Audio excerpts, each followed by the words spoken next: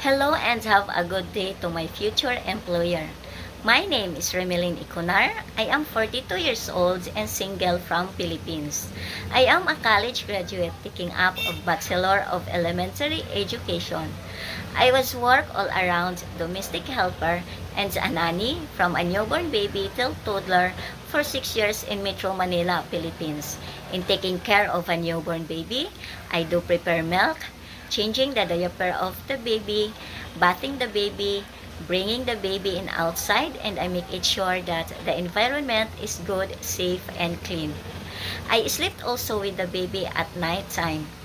In taking care of toddler, I do prepare nutritious foods like vegetables and fruits.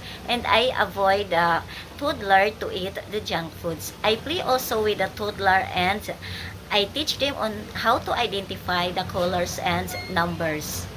And aside from that, I do the house chores like cleaning the house, ironing, washing clothes, cooking, groceries, and marketing. I also work in Singapore and I finished my 2 years contract from July 2022 to June 2024. I serve 5 adults in a 3 big story house. My duties are cleaning the house, ironing, washing clothes. I do cook with my employer simple foods for a sell down. I also groceries and marketing with my employer. I do car wash, gardening, watering the plants, and changing the water in aquarium. Mom, I can play with your children. I can teach them on how to write and read in English books. And I can engage myself in children's activities.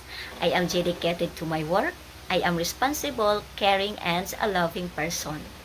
I am also a hardworking, flexible, trustworthy, honest, and have a long patience. As a nanny, my first priority is the security of the baby. Thank you and looking forward to see you soon. Once again, have a good day to my future employer.